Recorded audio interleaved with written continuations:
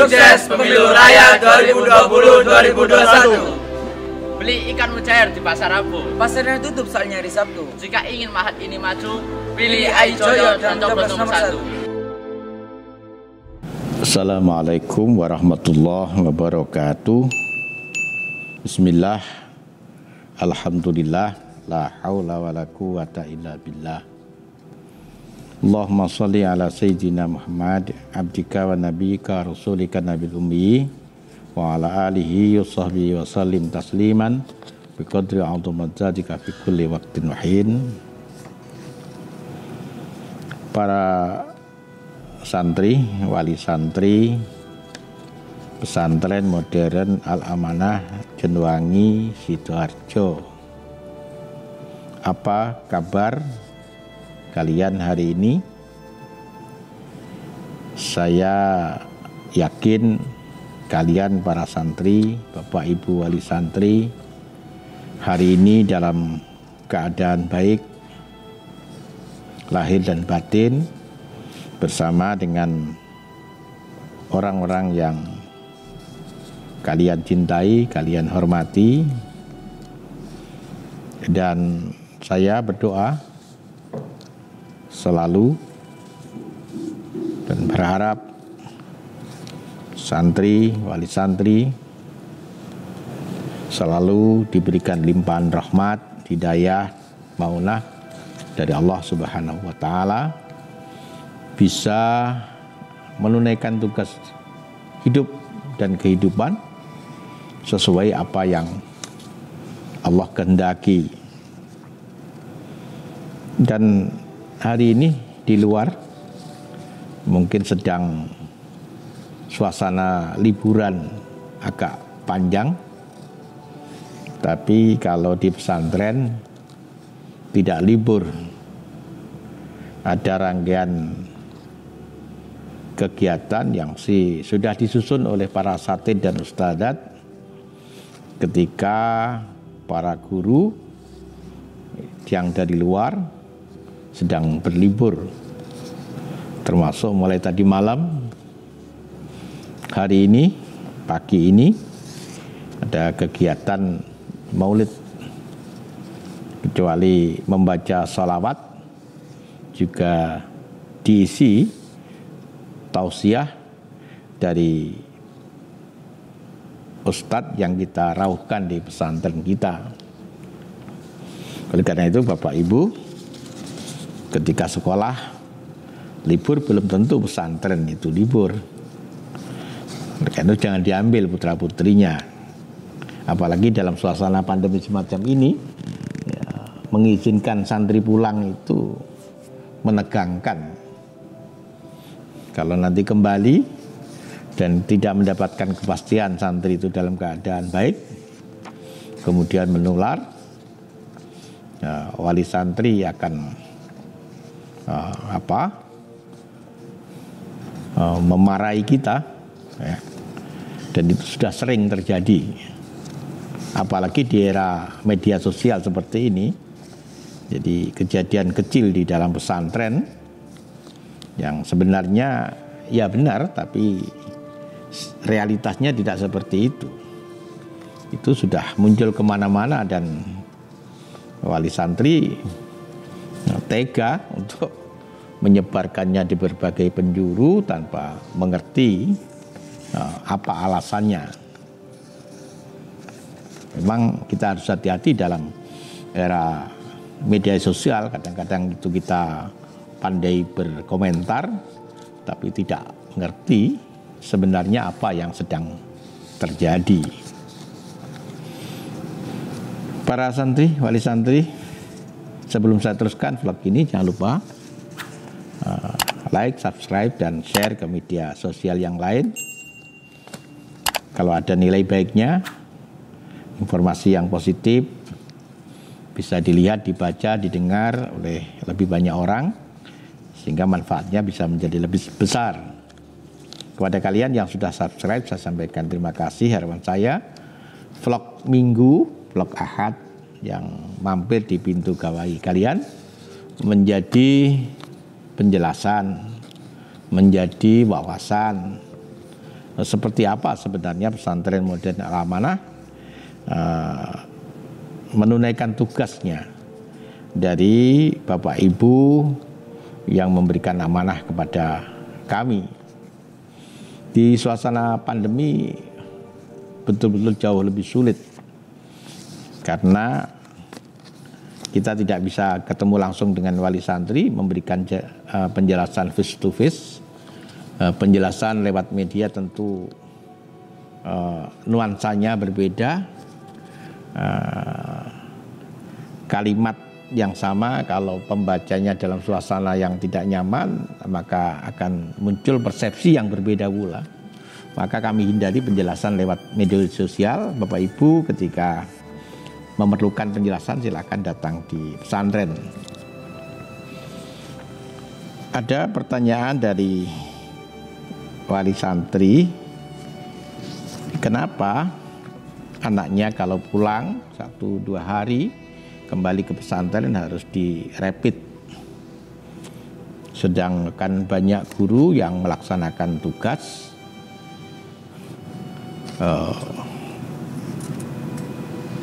yang datang dari luar kan banyak, dan banyak juga para penjual di sekitar yang juga mereka jumlahnya juga banyak.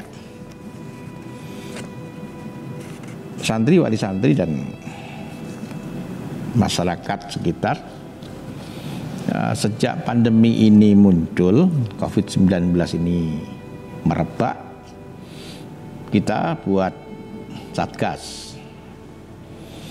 Satgas COVID ini diambil dari orang-orang yang terbaik, punya kemampuan komunikasi, punya program mengorganisasi, membuat jaringan dan pihak-pihak terkait, dan selama ini sudah melaksanakan tugas dengan sangat baik. Mereka pula yang membuat kebijakan. Kenapa ini seperti ini, kenapa itu seperti itu, kenapa yang lain seperti ini. Kalau santri pulang kemudian kembali harus rapid, kita tidak pernah tahu ketika santri itu di rumah, mereka bergaul dengan siapa, temannya apa, apakah teman itu nanti bebas dari COVID atau tidak. Kita tidak pernah tahu. Oleh karena itu, demi amannya ketika kembali mereka rapid. Apa bedanya dengan guru-guru juga melakukan hal yang sama. Guru dulu kita rapid. Beberapa hari yang lalu kita PCR. Guru yang ada indikasi mungkin akan kita isolasi, diminta isolasi. Selesai rapid lagi. Sehingga mereka bebas. Guru melaksanakan tugas dari luar, guru itu lebih dewasa. Lebih mengerti bagaimana mereka mengatur dirinya agar tidak menjadi bagian yang bisa menularkan COVID-19. Tapi upaya tetap sudah dilakukan, ya rapid, ya PCR, ya terus kegiatan-kegiatan yang berusaha menyadarkan guru. Karena guru harus melaksanakan tugas untuk anak-anak. Dan anak-anak ini begitu datang dari rumah mereka akan bergaul intensif. Walaupun di pondok juga dianjurkan, dikasih papan nama, dikasih tempat cuci tangan, diingatkan terus-menerus, mereka kadang-kadang lupa memakai masker, lupa cuci tangan, lupa mengambil jarak. Padahal mereka kamarnya juga sudah dibagi. Kamar yang biasanya penuh dibagi separuh, sebagian dimasukkan di kelas, berpindah dari kamar ke kelas dengan almarinya, dengan peralatan yang lain dalam rangka mengambil jarak. Nah, itulah sebabnya kenapa kalau anak itu pulang harus rapid. Nanti kalau terjadi sesuatu kita salah lagi. Nah, ini penjelasan yang pertama. Dan rapid itu saya pikir tidak mahal. Tapi untuk keamanan harus dilakukan. Orang-orang yang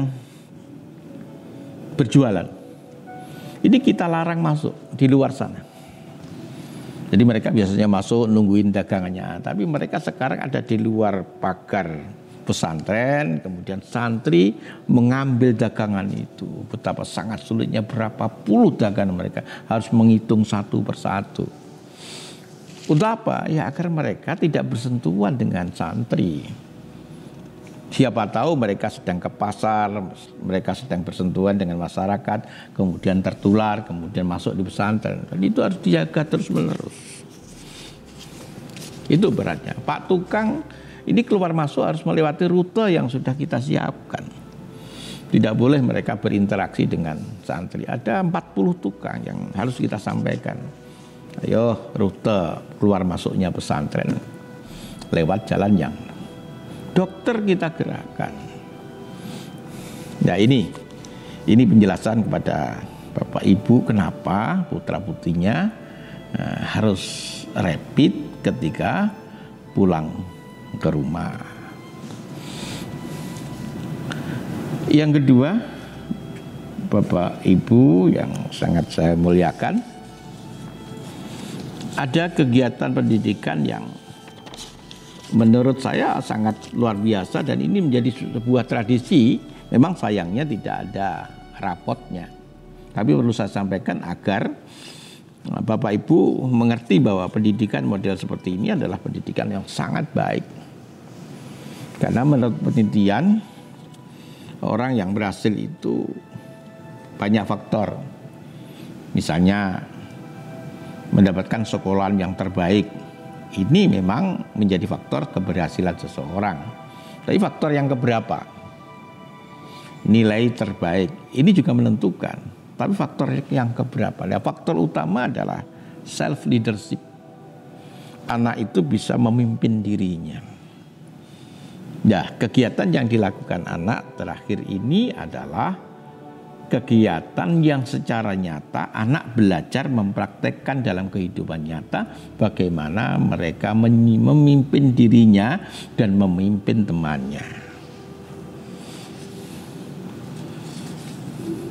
Ada beberapa kandidat yang dipilih oleh temannya, dipilih oleh ustadz, yang tentu pilihan ini bukan atas dasar senang atau tidak senang, tapi dipilih berdasarkan kualitas kepribadiannya, kualitas kepemimpinannya, akhlaknya, dan seterusnya. Untuk kandidat koordinator Sanggar Tahfidz Entrepreneur dan Sanggar Kutubut Turos. Ini sebuah program di SMP dan Aliyah. Yang putra, ini nominasinya adalah Syah Ahmad Diraja. Dan yang kedua, Wildan Maulana. Bapak Ibu yang memiliki nama anak ini berbahagialah kalau anak ini dipilih oleh temannya, dipilih oleh ustadznya untuk menjadi kandidat yang akan memimpin teman-temannya di Sanggar Kutubut Turos dan Sanggar Tahfidz Entrepreneur. Untuk putri, kandidat koordinator Sanggar Tahfidz Entrepreneur dan Sanggar Kutubut Turos itu Naila Fauzia, yang kedua Rizka Ayu, yang ketiga Adistia Az-Zahra. Kemudian kandidat OSIS untuk SMP, pemimpin siswa SMP. Dan SMP ini ada 1000 santri. Dibayangkan 4 nama ini akan memimpin 1000 santri. Masih anak-anak. Ini nama luar biasa. Yang pertama Atilla Yusuf. Yang kedua M. Aditya Yusuf. Yang ketiga Irma Indana Zulfa. Yang keempat Rizka Hermalia.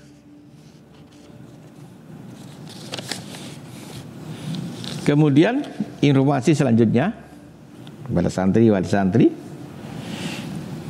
kandidat dantri. Ini organisasi yang sering mendapatkan dalam melaksanakan tugas sering dimarahi para wali santri, tapi juga sering juga mendapatkan kiriman sesuatu dari wali santri yang puas anaknya mendapatkan bimbingan.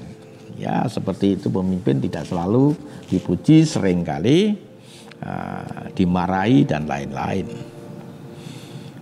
Kandidat Jantri Putra Ahmad Sururi Al-Faruq. Yang kedua Ahmad Joyo.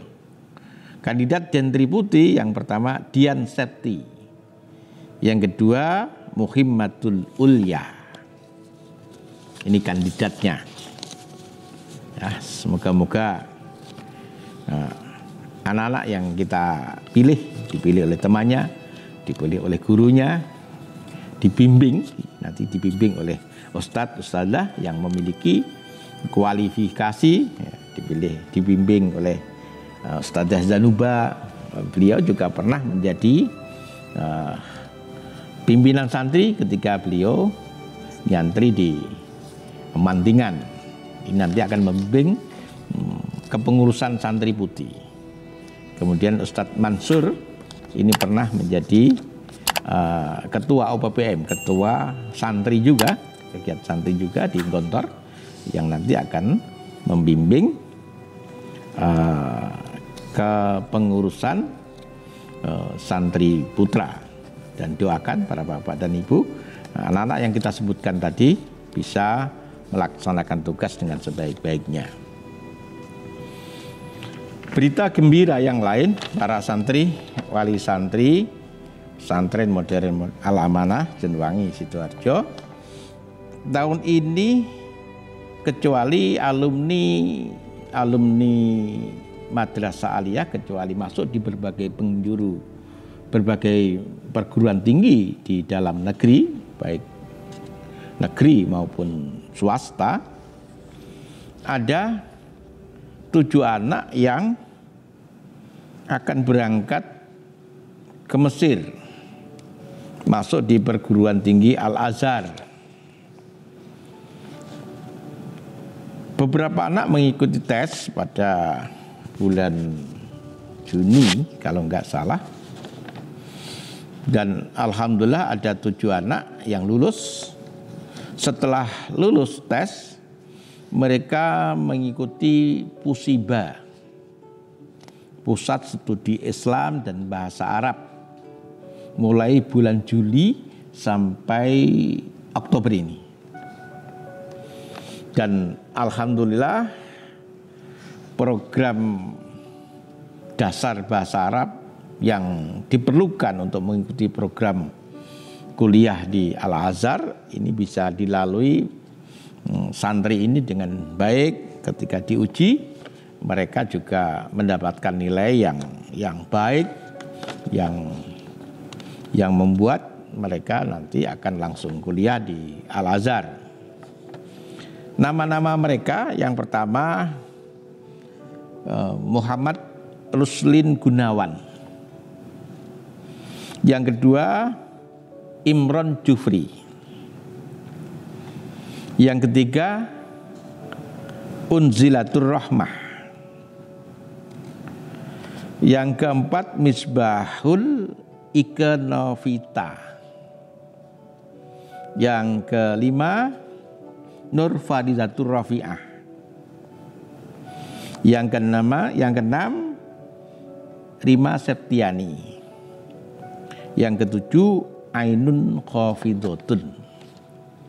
Kita minta doa kepada santri, wali santri, semoga 7 anak yang dalam bulan November Desember ini akan berangkat ke Mesir, belajar di tempat yang jauh, itu memerlukan semangat yang lebih tinggi, kesungguhan yang lebih tinggi, dan juga kedisiplinan yang lebih tinggi. Oleh karena itu, kecuali persiapan mereka yang matang, juga doa dari orang tua dan wali santri agar mereka bisa menunaikan tugasnya, belajar, menyiapkan diri untuk menjadi orang-orang mulia yang bisa mengambil peran dalam kehidupan umat di masa yang akan datang bisa berjalan dengan baik.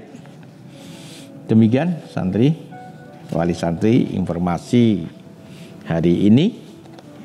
Semoga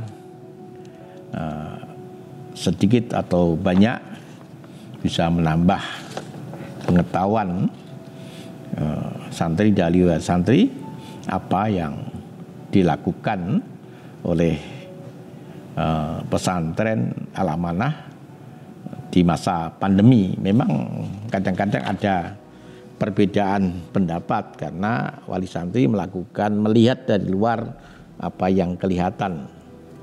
Tapi sebenarnya di dalam pesantren itu sesuatu yang terlihat sederhana itu sudah didesain, sudah dirancang, sudah diperhitungkan, mengandung nilai-nilai yang berkait dengan pendidikan. Oleh karena itu, informasi ini kita harapkan bisa memperpendek salah paham, syukur bisa meniadakan salah paham, sehingga Bapak Ibu wali santri bisa sedikit berkurang kegelisahannya bahwa seluruh aturan yang ada di pesantren ini bukan untuk pesantren, karena ketika kita membuat aturan dan aturan itu jelimet, itu menjaga menegakkannya, konsistensinya itu sangat luar biasa berat. Kalau tidak dilaksanakan sama dengan mengajarkan anak untuk mengabaikan peraturan, kalau melaksanakan sangat berat dan kadang-kadang disalahpahami oleh wali santri. Oleh karena itu, moga-moga informasi ini menjadi tambahan pengetahuan sehingga bisa memperpendek jarak kesalahpahaman. Syukur bisa meniadakan. Terima kasih atas perhatiannya. Akhiran, wabillahi hidayah taufik. Assalamualaikum warahmatullahi wabarakatuh.